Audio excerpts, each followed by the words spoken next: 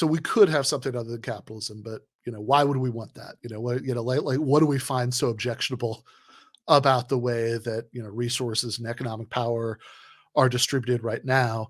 One good starting point for that, from my perspective, is to talk about Rawls. John Rawls wrote a book called A Theory of Justice, which really revolutionized kind of late 20th century political philosophy. And so this is something that I've often brought up when talking to right wingers. So that for example, here's from the debate that I did a year and change ago with Charles Kirk. But I want to zero in on this because I think we have a really interesting point philosophically. Yeah. Do you think if someone takes a risk in America, they should be able to keep the reward?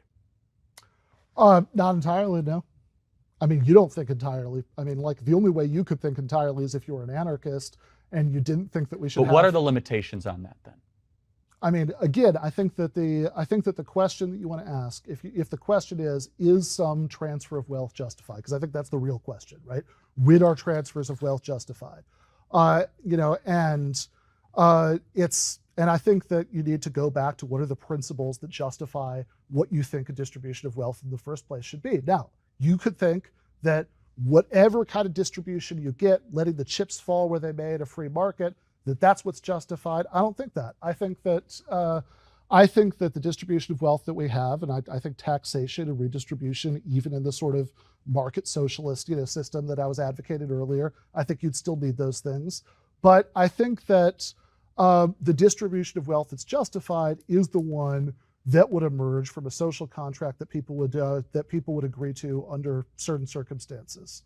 So, I guess it all comes down to numbers, I guess. Well, no, I mean that's so. This isn't a claim about numbers. This is a claim about basic moral principles. But I think that the question is, if you were, the best version of something like contract theory, if you were behind John Rawls's veil of ignorance, which I totally reject. Sure, I mean, of course you totally reject it, Charlie. I'm happy to get into the Rawlsian theory of justice. You couldn't believe any of the things that you believed if you didn't reject it. But I think that. But I'm going to ask you about the veil of ignorance in a second. If you're asking about what I think, I don't think that there's some magic number that, like, oh, you can tax up to this, you can't tax up to that. I think that if you want to know whether a tax system is just, generally a system of how property works is just, you should ask, if you knew that you had to live in the society, but you didn't know who you're going to be in the society, would you agree to it? And the same way that if you didn't know whether you were going to be black or white, you wouldn't agree to racial discrimination being part of the rules of your society.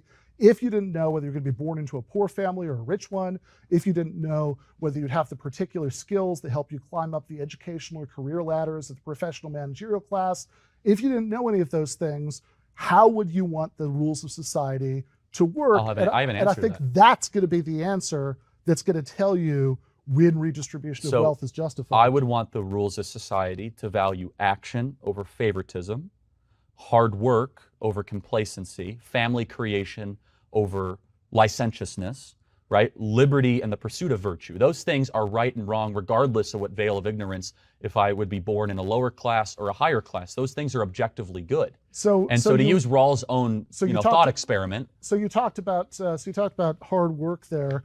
Yes. So if you have a basic value to industriousness, if you have a basic objection to people getting things that you don't work for, here are two things that you should be against.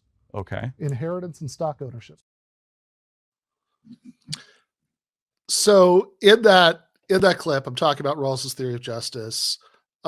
Charlie, I think it's safe to say, doesn't quite understand what the idea is, because he said, well, I don't care what situation I'm in. Here are the things I value. It's like, yeah, but that's not the question. The question is, are we treating people unfairly? The test of whether we're treating people unfairly is if they were just trying to advance their own interests and they didn't know who they were going to be in this situation when they sign off on it. But that last point about stock ownership and inherited wealth, which there's a lot of interesting stuff that went on after that in the debate. But that last point, really brings us to a different philosopher, GTAA Cohen, who we talked about in this show before. But his point about equality of opportunity, that ultimately anytime you have a conception of equality of opportunity, we were talking about this a little bit with R. M. Brown, I think, in the post game last week, that any conception of equality of opportunity is a conception of which obstacles to some people getting better outcomes are unreasonable and you should try to get rid of them. So, what Cohen, so he wrote this book called Why Not Socialism, a very, very short book, really strongly recommended. I talked about that book with RJ Esco on an old episode, like, I don't know, a year or more ago. Time all blurs together. But in that book, he says, well, look, you can have bourgeois equality of opportunity where you basically say the obstacles we want to get rid of are like legal ones, like regimes that say if you're born a serf, you're not going to be allowed to become a lord, or if you're if you're black, you're not allowed to do certain things because we might have racial apartheid laws, or etc. So bourgeois equality of opportunity is about getting rid of that stuff, which is hugely important. But it only goes so far. There's a kind of intermediary kind that he talks about. But just to sort of skip ahead to Cohen's own idea about this, he says ultimately what we should want is socialist equality of opportunity. And what he means by socialist equality of opportunity is basically what I said a few months after the Kirk clip, when I was on the Joe Rogan show at the beginning. Joe asks essentially why I'm a socialist, what I mean by that, and this that we're about to watch is part of the answer. I mean, short term, I care very much about having socialized healthcare, about having like tuition-free higher education so people can go to school without having to be in debt for like decades, which is obscene. I mean, that's ridiculous. Yeah, I'm with you 100% on both those things. And I do think that like the level of inequality that we get from our current system is indefensible. That, in other words, that if one person has more than another just because they like chose to work harder, then like that's one thing. Right. I can, right. That, I would, person A wants to stay home and watch Netflix, and, person B, wants to work for more hours than person B should get more money. I am totally fine with that. But what bothers me is when you have these massive inequalities that have huge effects in people's lives that are linked to things that aren't under their control. And I think we have a lot of that too. I would agree with you 100%. Yeah. So what I'm laying out there is essentially what GTAA Cohen, I don't name check him in that part of the conversation, should have get some Rogan viewers to read Why Not Socialism, but it's essentially what GTAA Cohen means by socialist equality of opportunity, which is that essentially that a social system, a distribution of wealth is unjust to the extent that, or distribution of economic power is unjust to the extent that you have inequalities that are linked to factors beyond the control of the people with the short end of the stick. And anybody who knows a little bit about this stuff, might think, well, okay, so in the first clip, you're agreeing with Rawls, second clip, you're agreeing with Cohen. But if you know a little bit more about both of these guys, they did have some real disagreements. So people know, I talked about this last week.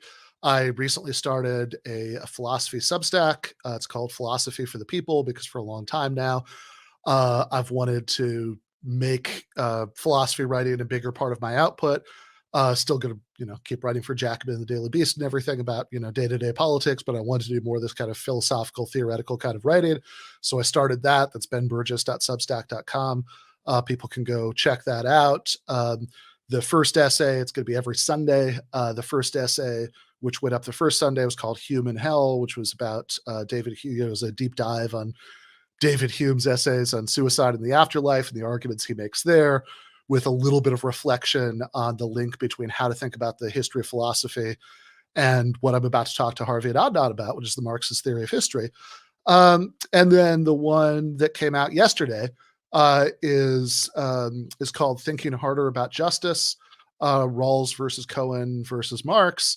You can see J. Andrew World's beautiful artwork on both of those. And in there, try to think about, okay, Rawls's difference principle, which is what he gets out of that veil of ignorance thought experiment I just talked about, and G.A. Cohen's socialist equality of opportunity principle. And if there's a conflict between them, is there really a conflict, or are these just sort of slightly different ways of talking or thinking about justice that, that might ultimately mask some deeper agreements? How those fit in with what Karl Marx says about some of this stuff in the Critique of the Gotha program, which we talked about earlier. So people who want to know what I think about all that stuff can check out the Substack essay.